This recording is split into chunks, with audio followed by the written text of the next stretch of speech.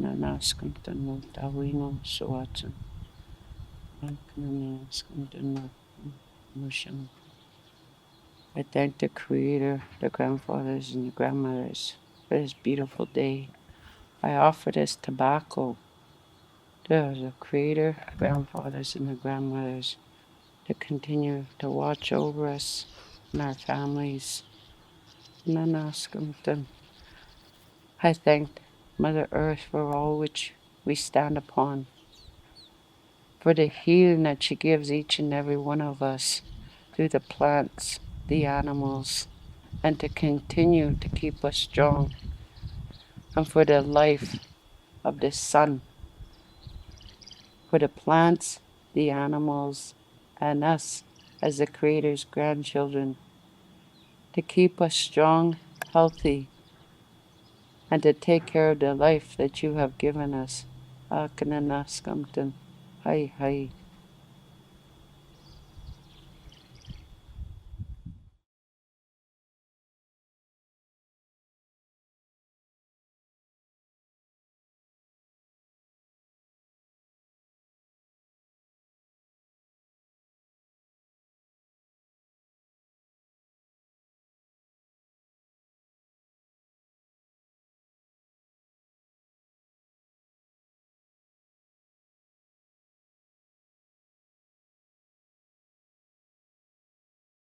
Nestled along the scenic Athabasca River, Fort Assiniboine has played a significant part within Alberta's diverse and rich history. From time immemorial, the land and the First Nation people, Fort Assiniboine derives its name from the Assiniboine, meaning cooking with hot stones. Subsequently, the region saw the arrival of the coureurs de bois, les voyageurs, as well as the fur trade of the Northwest Company and Hudson Bay Company. These developments contributed to the area's ancestry and cultural significance. The fort officially opened in 1824 and underwent many changes, from relative prosperity to abandonment, for a period of approximately 50 years. In 1874, Canada's newly formed Northwest Mounted Police journeyed west, and a number of years later helped to stabilize the area around Fort Assiniboine, aiding and maintaining peace and order in the region. Settlers soon followed to forge new lives in the wilderness based largely on agriculture. The last 2 years of the 19th century saw the Klondike Gold Rush, in which a newly formed northbound pathway through the nearby forests led to a resurgence of Fort Assiniboine. Most travelers of this Klondike Trail failed to strike it rich from the gold rush due to encountering an inhospitable climate and geography. Instead of riches derived from gold, some of these prospectors would discover the riches of the Fort Assiniboine region and settle there. These various historic events would shape the Fort Assiniboine of today, a legacy that the hamlet recognized with its bicentennial celebrations. Most important to the Fort Assiniboine area were the Indigenous people. For generations, the Cree and Nakota, Stoney, Dene, Assiniboine, Métis, Beaver, Chippewan, and Blackfoot nations lived peacefully. All the bands that use the river and the tribes that use the river, they situated themselves along specific areas in the river where buffalo would cross, including Fort Assiniboine here. It's actually pronounced Assiniboine. Our Nakota people were using boulders this big, and they were building a fire right beside their soup pot. That was, of course, a hole dug out on the hillside. Their connection to the land, the river, were paramount to their existence. It was the Dene, the Nakota, the Sioux, the Woodland Cree Nation, amongst others, that lived all along the rivers.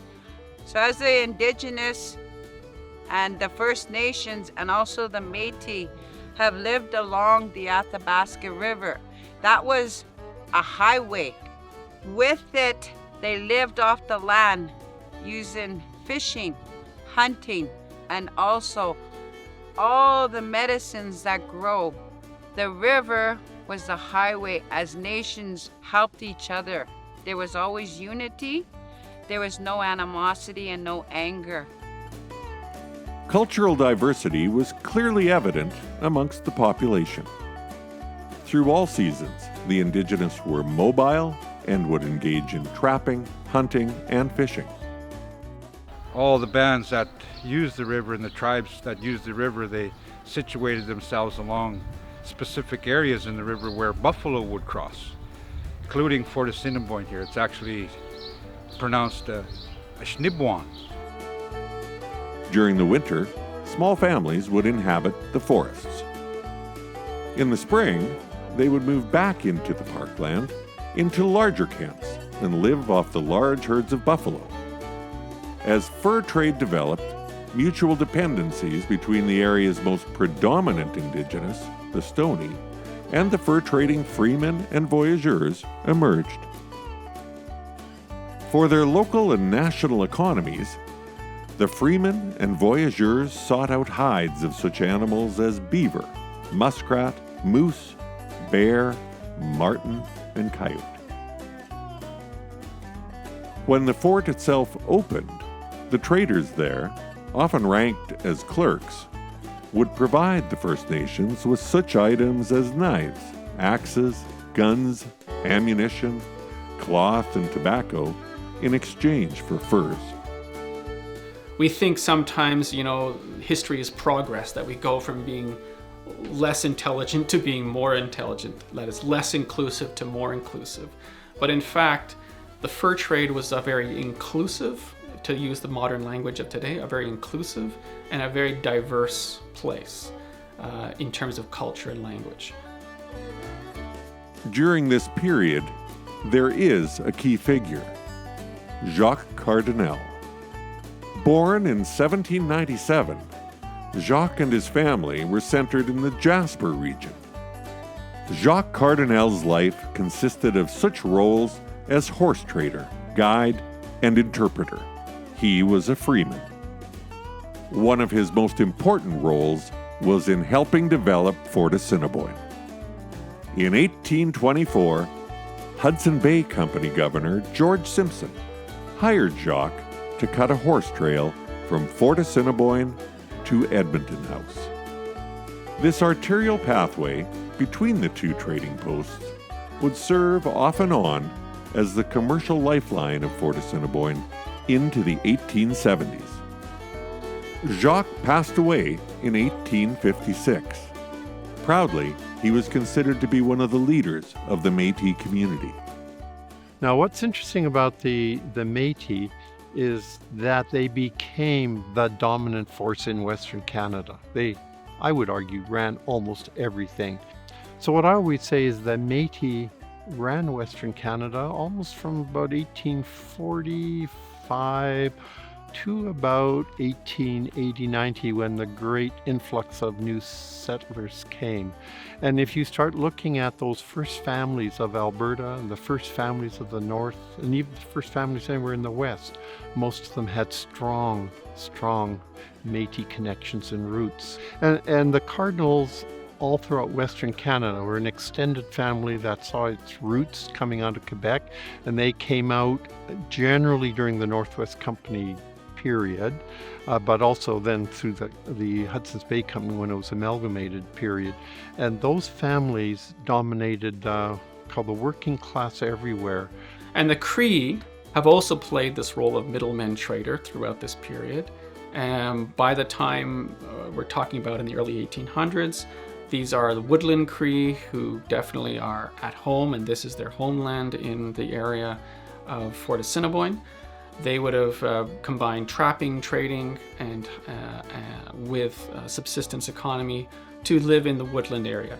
And these Cree are quite distinct from the Plains Cree who would have lived south of the North Saskatchewan River. So the ecological zone is an important feature defining where Indigenous groups are. So the woodland is very different from the plains, and it creates different indigenous groups in different areas. And so major waterways, like particularly North Saskatchewan, is a major kind of boundary between ecological zones, but also between indigenous kind of community and political spaces. The peace that marked Fort Assiniboine up to the 1890s and the Klondike Gold Rush was largely due to an atmosphere already created by the First Nation people. During this period, we see the first arrival of the Northwest Mounted Police and the creation of the Klondike Trail northward. As an interesting footnote, parts of the trail would later be revitalized by being incorporated into the Chalmers Trail, a new pathway formed between Edmonton and Fort Assiniboine in the final years of the 19th century.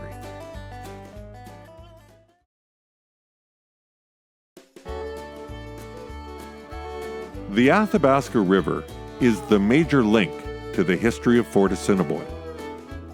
Measuring around 1,500 kilometers, the Athabasca is the longest river in Alberta. Beginning at the Columbian Glacier in Jasper National Park and draining into Lake Athabasca, the river passes along 4 different ecological regions and various communities, including Fort Assiniboine. From its spiritual significance to the indigenous people, to the impact on trade and travel, the Athabasca River carries with it the traditions of the area. The transportation was absolutely critical. Without a well thought out transportation system, again, the fur trade couldn't have worked, at least from an economic perspective. It's once a company dominated the interior, the York boat became the major form of exporting large volume and importing large volume. In the 1800s, this watery highway becomes the focal point of east-west travel in the country. The early voyageurs, often guided by First Nation people, led exploration into Fort Assiniboine. Navigational skills, strength, and bravery at the core. As the Canadian voyageurs would have come around the corner with their 20-foot canoes, they would have seen people, with their teepees pitched up, with their meat racks pitched up, and drying their buffalo meat and making their tanned buffalo hides. So this is a common occurrence, and that history that we're trying to deliver here, it gives us insight. It gives us some of that background and that getting that cultural awareness to a level where it wasn't before. These men were key players in the shipment of goods out to the Pacific coast. The new trade route, despite its difficulties, was an improved passageway. This route reduced the number of men needed, 45 in total, to get to the Pacific. Previously, the trip required 80 seasoned individuals.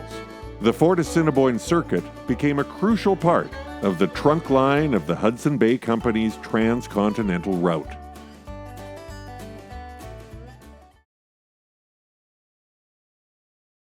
In 1823, George Simpson, the governor of the Hudson Bay Company, became another of the key figures to help drive the local Fort Assiniboine economy.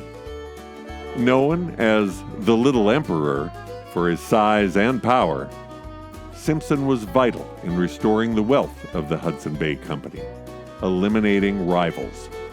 In 1824, after the Hudson's Bay Company has merged with its former rival, the Northwest Company, he is given the task of figuring out how to combine the strengths of the Northwest Company with the strengths of the Hudson's Bay Company, and to take these two big sort of businesses and to look for efficiencies. And so he closes a lot of fur trade forts, but he also looks for ways to combine the strengths of the two companies.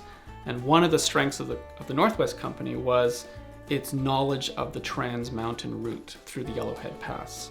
And so he uses that knowledge of the Trans-Mountain route through the Yellowhead Pass with the new company to build Fort Assiniboine, to sort of tap into that existing network and to build out this new transcontinental work.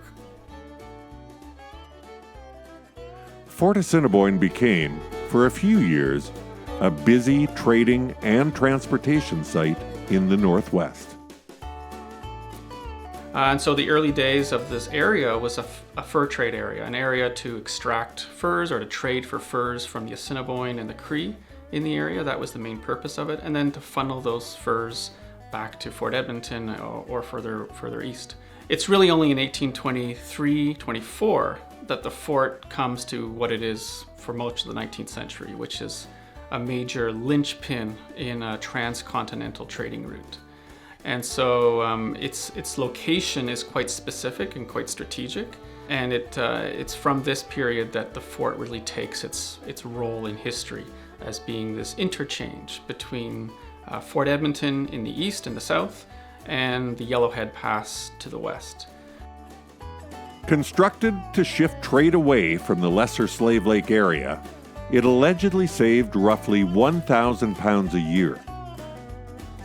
Officially opened in the summer of 1823, the fort most likely contained 4 or 5 buildings: a trading hall, a clerk's residence, stable, and houses for the men and their families.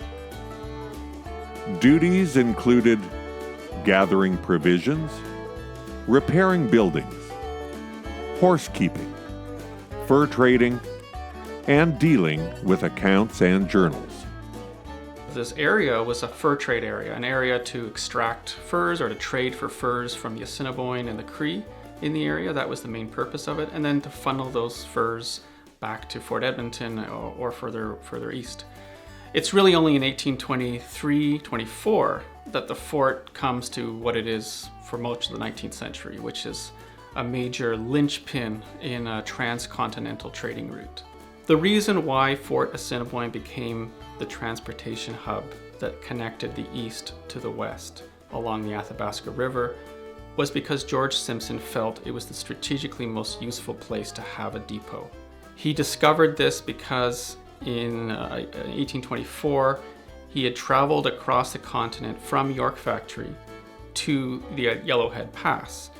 And he took what was at that time the old standard route to do this, which was to go along the North Saskatchewan and then before getting to Edmonton to head north through Lac La Biche and then from there to the Athabasca River. What he discovered was that that route was significantly slower than going along the North Saskatchewan all the way to Fort Edmonton and then crossing overland to the Athabasca River. So because he realizes it's so much quicker, he says he could save up to 1,000 pounds, British pounds per year by taking this other route from Edmonton across the portage to Fort Assiniboine.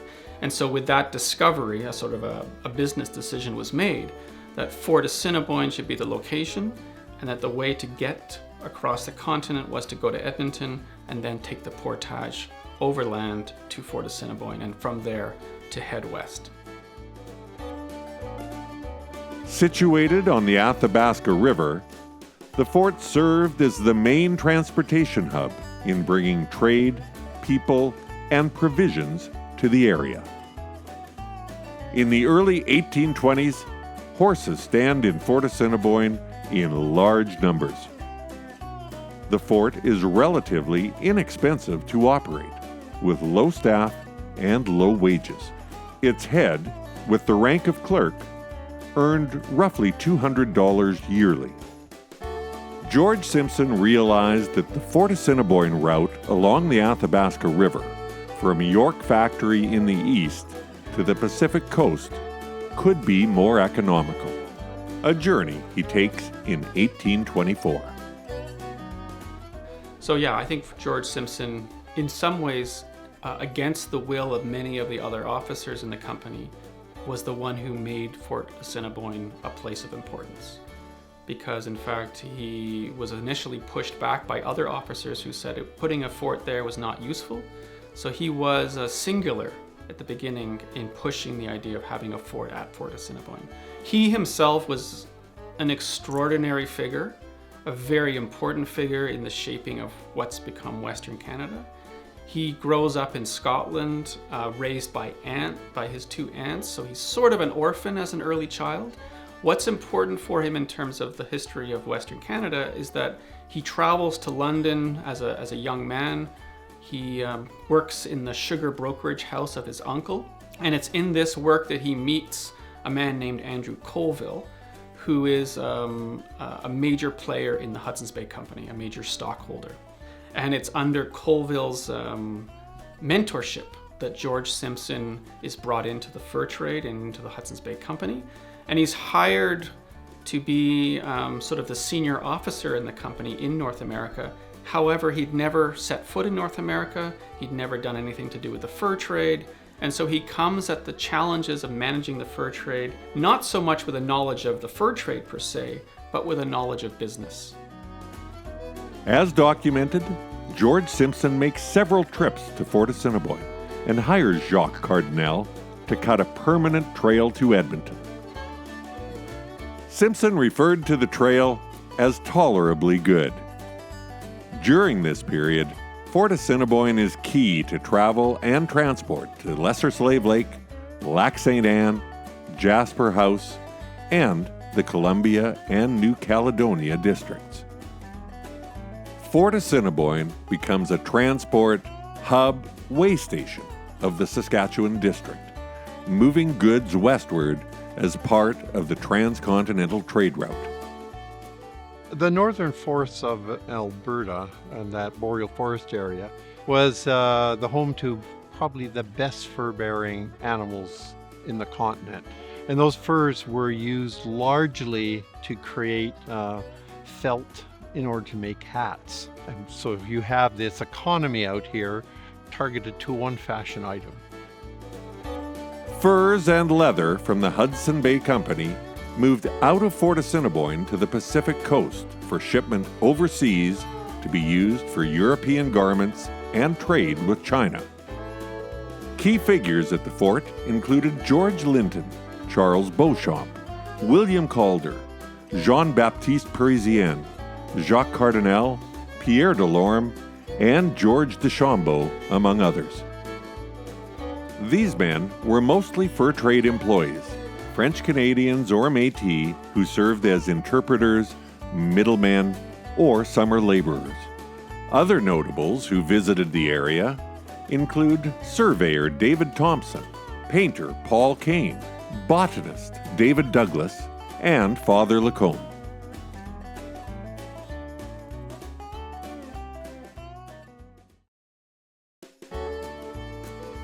In the desire to expand into the north and west, the government of the recently formed Dominion of Canada acquired Rupert's Land from the Hudson Bay Company in 1869.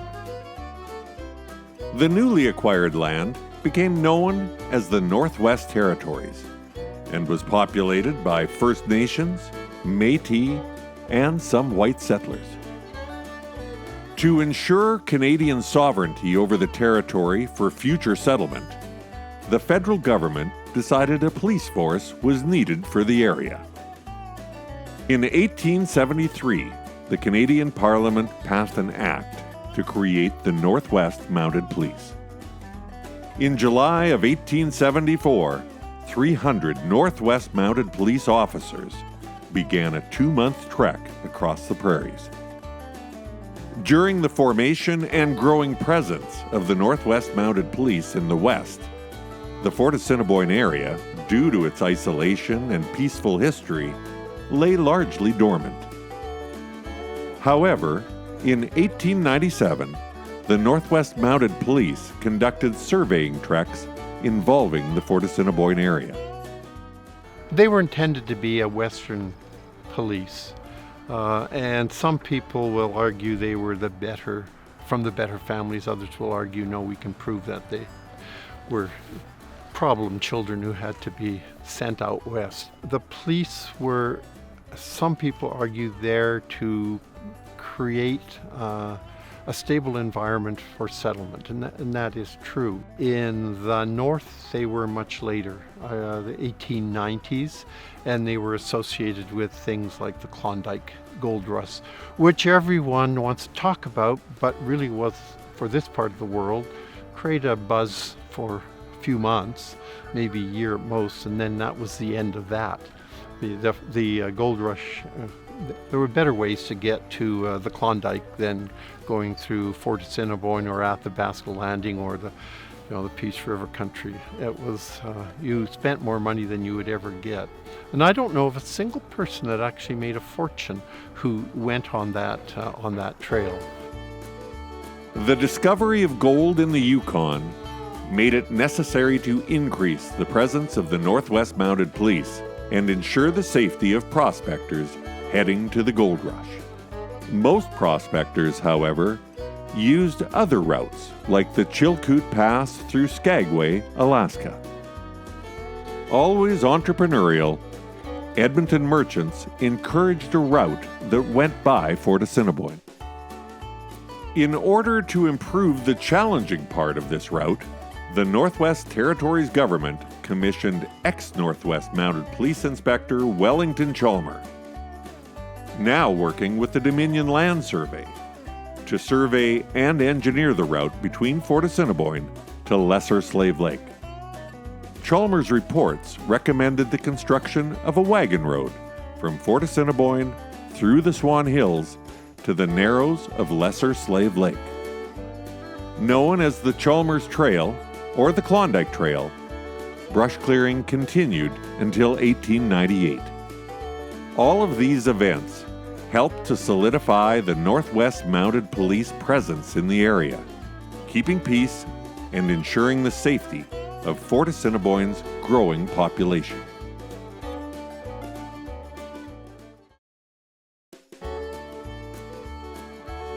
In August 1896, gold was discovered on Bonanza Creek in the Klondike region of the Yukon. News of the discovery triggered a stampede of around 100,000 prospectors to the area. Fort Assiniboine became a focal point for some of this activity with the Klondike Trail.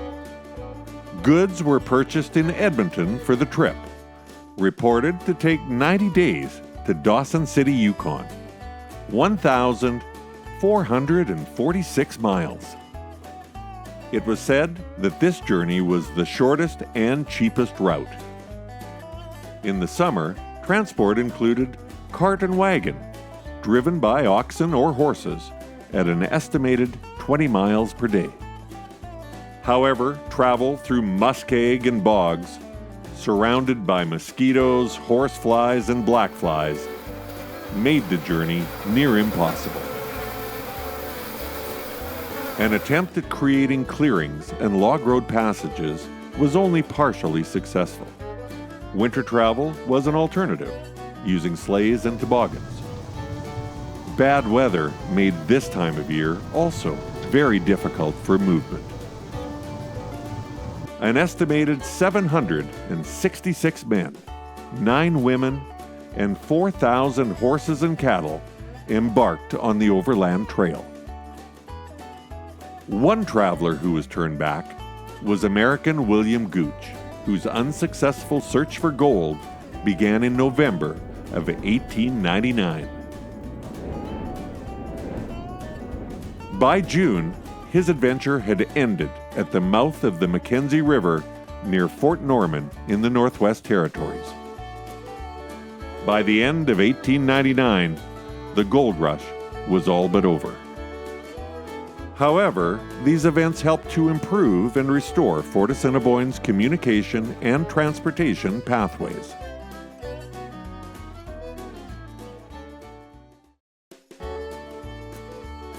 While a poor gateway for the gold rush, the Klondike Trail would serve as a path for homesteaders to the Fort Assiniboine region.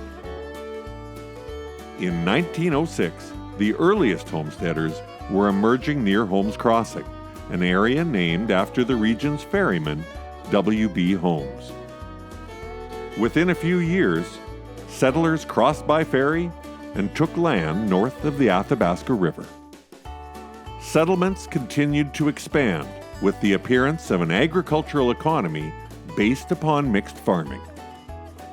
Another industry that began to grow was logging. Mills began forming upriver near Fort Assiniboine in the early 1910s. To accommodate the settler growth in the area, various services began to emerge. In 1910, the first post office was established in the Holmes Crossing region, with William B. Holmes himself as postmaster. A couple of years later, the first schoolhouse was built, a one-room log structure on a 2-acre parcel of land. The year 1914 brought both a blacksmith shop and a store. Soon afterwards, Fort Assiniboine's first community hall was built, consisting of a kitchen and a room used for poker games, dances, political meetings, and a funeral parlor. As Fort Assiniboine's infrastructure was growing, its connections to the outside world expanded as well. In the early 1910s, the fort's closest access to the railway was Westlock, a small town to the east, a 4-day wagon trip to transport grain or livestock. By 1927, the Pembinaw Valley Railway from Edmonton to Barrhead, just north, was established, cutting transport time considerably. Another important moment came in 1935 as Fort Assiniboine receives a National Historic designation. In 1956, a bridge over the Athabasca River was built, which eliminated the need for the ferry. In 1958, Fort Assiniboine was incorporated as a village. The same year, they elect their first mayor, Jean Reddington. Mayor Reddington served until 1961. He had been an airline pilot during the war and had received recognition for that, and he was an honest, decent person in the neighborhood. He was a prominent member of the community that worked towards growth and helped lead to improvement in the area. The essence of Fort Assiniboine is best articulated through its people and history. Many men fought in both world wars. Other historical figures of the time included physician and politician Dr. J.E. State, who practiced medicine in the region from 1913 until his death in 1923. Dr. State served as a member of the Alberta Legislative Assembly. More than 60 years later, Polish Catholic Holocaust survivor and activist Zygmunt Sherwood Sobolewski would call Fort Assiniboine home. He was the 88th prisoner to enter Auschwitz on the first transport to the concentration camp in 1940. These experiences influenced Zygmunt to become an activist, opposing anti-Semitism and Holocaust denial until his passing in 2017. He was a Holocaust survivor. Him and his wife bought the hotel, and they spent many years here. He lived the Holocaust. It was part of his soul, I think, and he pressed to let the world know about the Holocaust and how devastating it was for him.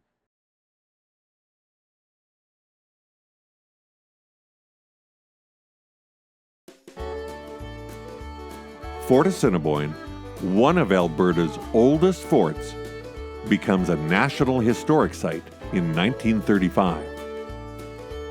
The fort's reconstruction remains a contemporary attraction and inspiration for those within the region and elsewhere. What defines Fort Assiniboine? The people. Celebrating and recognizing First Nations. Proud of its agriculture and forestry. Respectful of the beauty and importance of the Athabasca River. The history that surrounds us defines us. Fort Assiniboine, cooking with hot stones, remembering 200 years. I'm hoping future generations will learn to pray for Grandmother Water, Grandmother Earth, for which we all stand upon.